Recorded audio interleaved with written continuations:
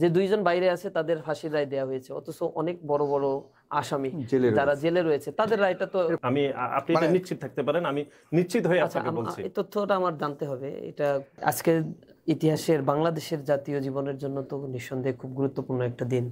এখানে নাসির ভাই আছেন ছাত্র দলের বা ইসলামী ছাত্র শিবিরের বা অন্যান্য ছাত্র সংগঠনগুলো বা এই দেশের সাধারণ মানুষ যারা আওয়ামী ফ্যাসিবাদের বিরুদ্ধে কথা বলতো, তাদের উপরে যে অবর্ণনীয় নির্যাতনগুলো চালানো হয়েছে, গুম, খুন, আয়নাঘর, এরকম পৈশাচিক নির্যাতনের আজকে একটা স্টেপ যেটা এই দেশের জনগণ খুব অল্প সময়ের ব্যবধানে দেখতে পেল, নিঃসন্দেহে এটা প্রশংসার দাবি রাখে। তবে কয়েকটা উদ্বেগ তো আমাদের আছেই। যে রায়টা দেয়া হলো, রায়ে কিন্তু আসামি হচ্ছে ৩ জন। একজনের মাত্র ৫ বছরের কারাদণ্ড দেয়া হয়েছে পুলিশের আইজিপি, সাবেক আইজিপি মামুন সাহেব। তো তার ভয়েস রেকর্ড রয়েছে, রাজসাক্ষী ছিলেন, কিন্তু ৫ বছরের সাজাটা আমাদের কাছে মনে হয়েছে যে ধরনের হত্যাকাণ্ড পুলিশের মাধ্যমে চালানো হয়েছে, এগুলো শেখ হাসিনা নির্দেশ দিয়েছে, মামুন সাহেব এক্সিকিউশন করেছে বলছেন, কিন্তু লাস্ট পর্যায় পর্যন্ত কিন্তু আমরা কিছু কিছু ভয়েস রেকর্ড বা হচ্ছে খবরে সেটা তো হচ্ছে ৫ বছরের একেবারেই ন্যূনতম। মানে এমন না যে রাজসাক্ষী হলে তাকে একেবারেই 5 বছর বা খালাস এরকম দিতে হবে।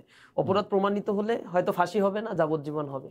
বা আরো আমাদের এক্সপেকটেশনটা ছিল এটা নিয়ে হয়তো সংক্ষুব্ধ পরিবার যারা রয়েছে, আহত শহীদ পরিবার যারা রয়েছে, তারা এটা রিভিউ করবে। আবার যে 2 জনের রায় দেওয়া হয়েছে 2 জনের কেউই হচ্ছে দেশে নাই, বিদেশে বসে ভেরিফাইড ফেসবুক পেজ থেকে এই রায়কে মানে হাস্যরস করে উপস্থাপন করা। শেখ হাসিনাও ইতিমধ্যেই এই কোর্টকে ক্যাঙ্গারু কোর্ট হিসেবে, তার নিজের তৈরি করা কোর্টকেই ক্যাঙ্গারু কোর্ট হিসেবে উপস্থাপন করে বক্তব্য রেখেছে। ইতিহাসের একটা নির্মম পরিহাসের দাঁড়িয়ে আছে সে। তো সামগ্রিকভাবে আমাদের কাছে মনে হয়েছে যে 2 জন বাইরে আছে তাদের ফাঁসির রায় দেওয়া হয়েছে, অথচ অনেক বড় বড় আসামি যারা জেলে রয়েছে তাদের রায়টা তো দিতে পারত। কিন্তু সেদিকে অগ্রসর না হয়ে আরো সামনে যাদের রায় দেওয়ার প্রস্তুতি নিচ্ছে, আমার কাছে যতটুকু খবর পাচ্ছি সেগুলো সবই বাইরের। অথচ দেশের এক্সিস্টিং যারা রয়েছে তাদের বিচার যদি কার্যকর করা হতো তাহলে জনমনে আরো বেশি স্বস্তি আমরা মনে হয় ফিরে পেতাম। দ্বিতীয় হচ্ছে শেখ হাসিনার আনার প্রক্রিয়ায় ভারত যে প্রতিক্রিয়া দেখিয়েছে, একেবারেই মানে এই প্রতিক্রিয়াটা কোনোভাবেই মানার মতো কোনো প্রতিক্রিয়া না। ভারতের সাথে 2013 সালের বাংলাদেশের একটা চুক্তি আছে, সেটা হচ্ছে অপরাধী বহির্সমর্পণ চুক্তি। এই চুক্তি অনুযায়ী কোনো অপরাধী, প্রমাণিত অপরাধী যদি ভারতে অবস্থান করে তাহলে সরকার বাধ্য থাকবে বাংলাদেশে তাকে দিতে।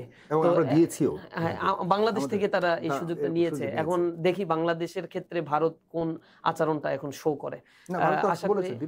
আশা করি তবে সরকারের পক্ষ থেকে। আর দ্বিতীয় যে অপশন রয়েছে ইন্টারপোলের মাধ্যমে এই অপরাধীকে ফিরিয়ে আনা, এই জিনিসগুলো যদি না করে তাহলে ভারতের যে আধিপত্যবাদী মনোভাব এখনো যে তারা এটা লালন করে এবং তারা মনে করে যে শেখ হাসিনাকে যদি আজকে ছেড়ে দেওয়া হয় বা কোনোভাবেই তাকে যদি সাপোর্ট দেওয়া না হয় তাহলে পরবর্তীতে আমি যাকে বন্ধু হিসেবে চয়েস করব সে আসলে আমাকে একেবারেই নিরঙ্কুশভাবে যে সমর্থন দেয়া এবং আমার কথায় সবকিছু করা সেটা হয়তো করবে না।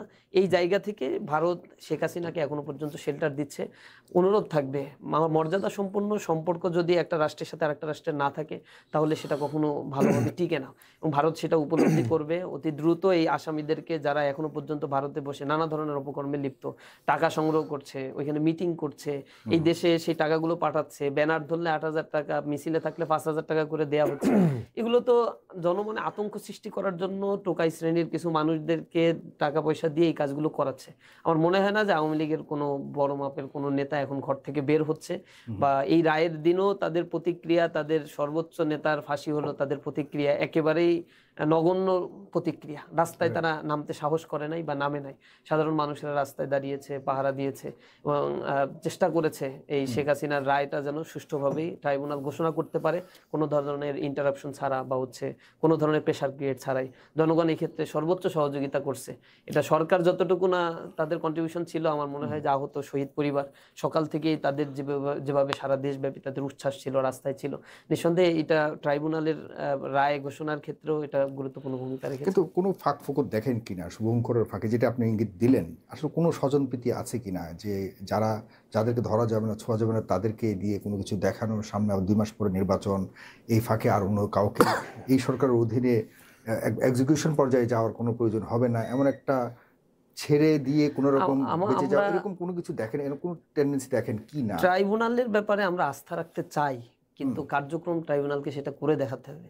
এই রায়টা যে পক্ষপাতদুষ্ট এই অর্থে যে আরো কয়েকজনের রায় কিন্তু গণহত্যার সাথে যারা জড়িত তাদের, ফজলে নূর তাপস থেকে শুরু করে আরো যারা হচ্ছে বাংলাদেশে মন্ত্রী, যারা আইন মন্ত্রী ছিল বা গ্রেপ্তার রয়েছে যারা, এরপরে দরবেশ বাবা রয়েছে, তাদেরটাও যদি সামনে নিয়ে আসা হতো তাহলে জনগণ তো একটু আস্থা পেত। আমি বুঝছি না যে কি কারণে মাত্র 2 জন এবং সেই 2 জনই পলাতক অবস্থায় রয়েছে, তাদেরটাই সামনে নিয়ে আসা হয়েছে। তো অতি দ্রুত যেন যারা ইতিমধ্যে গ্রেপ্তার রয়েছে তাদের প্রমাণ একেবারে আগে তো মনে হয় আর কোনো রায় আসবে বলে মনে হয় না। আসা তো উচিত, ট্রাইব্যুনাল যে গতিতে বিচার প্রক্রিয়া চালাচ্ছে তাদের তো আরো কিছু রায় আসা উচিত। আপনাকে ধন্যবাদ। আমি একটু সাদ্দাম ভাই একটা বিষয় একটু বলছিলেন, আইজিপি, সাবেক আইজিপি মামুন সাহেবের কথা, কিন্তু এটি খুবই উদ্বেগের এবং দুঃখজনকভাবে যেটি গণমাধ্যমে আসলে আসেনি, সেটি হচ্ছে সাবেক আইজিপির যিনি মামলা পরিচালনা করেছেন, তিনি জামাত ইসলামের একজন সুনামধন্য আইনজীবী, হচ্ছে এখনকার বাজারে ওনার খুব সুনাম রয়েছে। জনাব শিশির মনির ওনার আইনজীবী ছিলেন। আমি শেষ করি। এবং শিশির মনিরের চেম্বারের হচ্ছে ওনার ব্যক্তিগত জুনিয়র যারা রয়েছেন, জাহিদ বিন আমজাদ, তিনি আইজিপির পক্ষের আইনজীবী ছিলেন এবং জাহিদ বিন আমজাদ হচ্ছেন শিশির মনিরের চেম্বারের জুনিয়র লয়ার। এবং এটি গণমাধ্যমে আসেনি দুঃখজনকভাবে। এটি আমার কাছে মনে হচ্ছে শিশির মনির এই পক্ষ অবস্থায় না থাকলেও আরো বেশি ভালো হতো।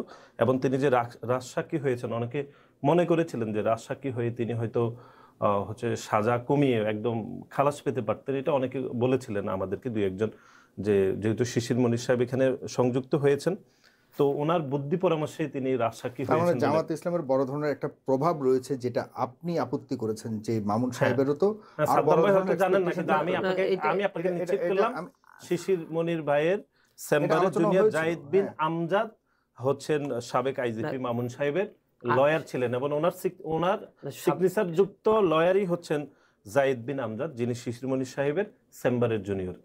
আপনি এটা নিশ্চিত থাকতে পারেন, আমি নিশ্চিত হয়ে আপনাকে বলছি। এই তথ্যটা আমার জানতে হবে। এটা বেশ আলোচনা হয়েছিল সোশ্যাল মিডিয়াতে, বেশ অনেক আলোচনা হয়েছিল। মামুন সাহেবের যে আইনজীবী বা হচ্ছে শেখ হাসিনার পক্ষের আইনজীবী, এগুলো তো রাষ্ট্রই নিয়োগ দিয়েছে নাকি? না, ওটা রাষ্ট্র দিয়েছে, কিন্তু মামুন সাহেব আইজিপি, সাবেক আইজিপি মামুন সাহেব এর যে রাজসাক্ষী হয়েছেন, তার আইনজীবী হয়েছেন, সেটি শিশির মনির সাহেবই করেছেন। এবং শিশির মনির সাহেব কৌশলে ওনার নামটি না অন্তর্ভুক্ত করে তার জুনিয়র জাহিদ বিন আমজাদের নামটি অন্তর্ভুক্ত করেছেন। আমি আপনাকে নিশ্চিত করে বলছি। কৌশলে করলো কিভাবে বুঝলেন? হ্যাঁ, মানে ওনার চেম্বারে ওনার চেম্বারে জুনিয়রই করেছেন না হয়ে কৌশল অবলম্বন করেছেন যে ওনার একজন জুনিয়রকে দিয়ে করেছেন, এটাকেই উনি কৌশল হিসেবে। আমার বক্তব্য হচ্ছে, আমি এটা তথ্যটা জানি না, আজকে শুনলাম, এরপরে আমি হয়তো যাচাই করব। কোনোভাবেই এই আইনের ক্ষেত্রে বা হচ্ছে তার বিচার প্রক্রিয়ার ক্ষেত্রে ওই আইনজীবী কোনো প্রভাব বিস্তার করেছে কিনা, বা হচ্ছে তার যে কারণে লাঘবের ক্ষেত্রে যেটা আপনি বললেন যে তার এটা কম হলো কেন, সেই প্রভাবে আমি আপনার আইনজীবী হলে আমি তো আপনাকে বাঁচানোর জন্য, আপনার সাজা কমানোর জন্য আমি তো চেষ্টা করবই। আমি যদি আপনার আইনজীবী হই, প্রফেশনাল জায়গা থেকে সে তার কাজগুলো করেছে, এবং শেখ হাসিনার আইনজীবী যিনি ছিলেন তিনিও তো বারবার বলছেন আমি চাচ্ছি শেখ হাসিনা খালাস হোক, এবং আমি যে এভিডেন্স গুলো দাবি করেছি শেখ হাসিনা খালাস হোক। আইনজীবী তার জায়গা থেকে কাজটা করেছে। আমার কথাটা আমি একটু পয়েন্টটা বলি, যাবে কিনা সেটা তো, ওইটা তো রাষ্ট্র নিয়োগ দিয়েছে তাকে, যাকে নিয়োগ দিয়েছে যিনি আইনজীবী হন, তার মূল কাজটা থাকে হচ্ছে মক্কেলের ব্যাপারটা নিয়ে সে সর্বোচ্চ ফাইটিংটা করেন। কিন্তু যখন একজন আসামির ব্যাপারে সবকিছু প্রমাণ হয়, তথ্য প্রমাণ সবকিছু থাকে, তখন আদালতের দায়িত্ব হচ্ছে ন্যায় বিচার এস্টাবলিশ করা, ইনসাফ করা। আদালত ইতিমধ্যে বলেছে যে তার যে মানে মামুন সাহেবের ব্যাপারে যে এভিডেন্স গুলো দাখিল করা হয়েছে সেটা হচ্ছে সে ডেথ সেন্টেন্স পাওয়ার মতো, মৃত্যুদণ্ড পাওয়ার মতোই, কিন্তু তিনি যেহেতু রাজসাক্ষী সেই ক্ষেত্রে তাকে 5 বছরের সাজা দেওয়া হয়েছে। তার মানে তার সাজা তো প্রমাণিত, বা হচ্ছে তার অপরাধটা প্রমাণিত। সেক্ষেত্রে আমাদের এক্সপেকটেশনটা ছিল এই সাজাটা আরো বেশি দেওয়া উচিত ছিল, এবং নিঃসন্দেহে এটা আপিল বিভাগে গেলে এটার ব্যাপারে রিভিউ করবে, অ্যাপিলেট ডিভিশনের জাজ যারা রয়েছে রিভিউ করবে। এই ক্ষেত্রে টেনে নিয়ে আসা আইনজীবী বা খুঁজে আমি আজকে জানি না, হ্যাঁ এটা কিছু আলোচনা হয়েছিল, আমি এক্স্যাক্টলি আমি হয়তো বলতে না, আমার তো মনে হয় যে শিশির মনির ভাই আমাদের বিশ্ববিদ্যালয়ের বড় ভাই, শিবিরের সাবেক নেতা, এখন জামাত ইসলামের প্রভাবশালী আইনজীবী, খুবই প্রভাবশালী। উনি যদি রাজসাক্ষী না হইতেন, ওনার চেম্বার তাহলে হয়তো যেরকম সাদ্দাম ভাই এক্সপেক্ট করছিলেন যে সাবেক আইজিপি সাহেব মামুনের আরো বেশি সাজা হতে পারত, শিশির মনির ভাই এত বড় লয়ার সংযুক্ত হওয়াতে হয়তো ওনার হয়তো শাস্তি কম হয়েছে, এটাই বলতে চাচ্ছেন। আমি সেটাই বলতে চাচ্ছি। আপনার উদ্বেগ সঠিক, আপনার উদ্বেগের কারণ হিসেবে তিনি এটাকে বলে দিয়েছেন, এটাই ছিল পেছনের কারণ। আমি সাদ্দাম ভাই নিশ্চিত হয়ে বলতেছি আপনাকে। আচ্ছা ঠিক আছে,